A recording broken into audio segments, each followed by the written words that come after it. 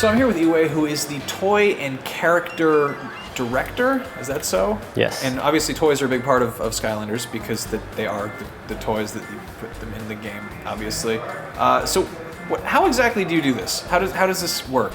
What do you do? I draw a lot. I doodle. It all comes from just doodling a lot of different little characters. Like really simple chicken scratch like kind of things. And then I work with Paul Ritchie, the studio head, and we kind of go through and he helps me filter out what's a good character from the initial set. And a lot of times we kind of Frankenstein stuff together. It's like that guy's sword or like this guy's expression or something. But let's try these combinations. Yeah, so a lot of iterations, tons and tons of it. So you draw first, and then do you make the toys first, or do you build the models in the game, or how? We kind of do it together. Okay. So after the drawing's all tight and exactly how we like it, and every aspect like the colors and everything is all figured out, then the next step is model in super high-res 3D. So we have a team of modelers that model it in ZBrush and make it like super high-res. At the same time, we down-res it a little bit and use the high-res techniques to like generate normal maps and spec maps and stuff and make it really cool in the low-res. And that gets posed for the game. They start animating it. The animator gets it and start animating it. We use that rig for the toy. We can then pose the super high res in any poser we want, and then we print it out in 3D and just kind of check to see which pose is the best. Oh my God! So you draw the character, figure out the design, put it in the computer, then have people convert it to 3D, and then effectively pose it like a virtual toy, and then you have a 3D printer, I'm guessing? Yes. Oh my God, that's ridiculous. When you actually have the toy in your hand and like a 3D print, that's when you realize whether or not it's worth pursuing or not. This is 3D printed. Oh my God. Yeah. So it comes out in full color like this. Really? Yeah. So this just comes out of machine, and this is now, when you hold this in your hand, you feel like a little kid. This is where it makes or breaks, right? And a lot of times we go, okay, no, we got to start from scratch. Or other times it's like, okay, we just got to change this part a little bit. Maybe if you tilt the head up a little bit, you can see it better or something like that. Oh, that's so cool. And then eventually, we make the toy from that. And here's an example of like poses. This is all 3D printed just from the machine. So just like slight variations. Yeah, they're exactly the same, just different poses. So what happens is it's kind of like a powder, and then it prints on this powder, and then it becomes solid. So in the morning you dig it out, it's actually inside of this powder bed. And it's like digging for treasure, right? It's like one of those toys that comes in the dirt. Yeah, exactly. Except since we worked on this, we know every little piece of it. We know every little angle of it.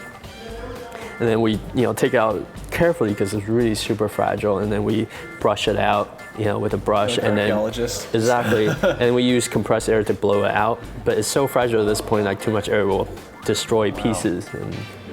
And then that's what it looks like when it's all out of the powder, but it's really fragile. So this shows you half of it that's coated, the other half that's not coated yet.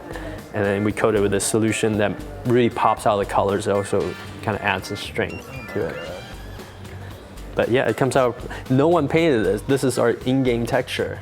We have this wipe, which is an expensive process, but it's really cool. It makes it look like wood, right? You wipe up dark paint and then you wipe it off. Oh, wow, so that you get all the creases are kind of in there, stuck in there.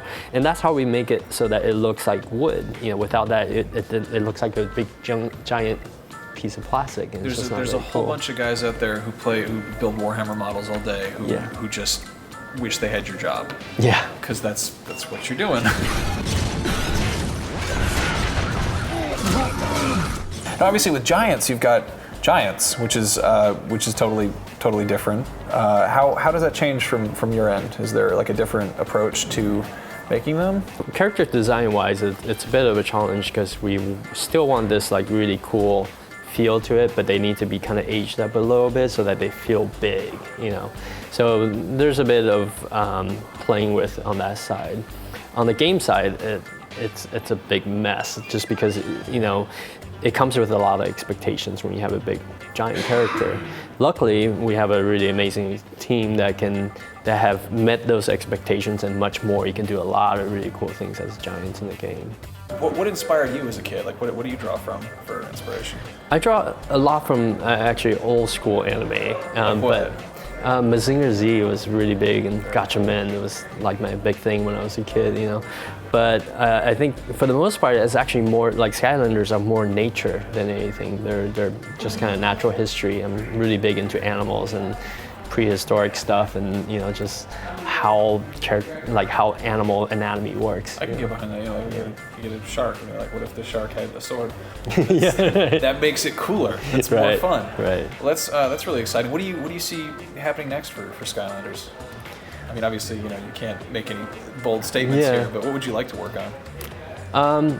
Something that scares me a little. Really? Yeah. That's an interesting. I mean, obviously, you've got more mature people getting into it, but do you ever see? No. I don't mean. I mean, scare me in that it's a little bit hard to figure out how to problem solve it in that way. Not like a mature audience kind of thing. You could go like full McFarlane and have like Clive Barker's Skylanders.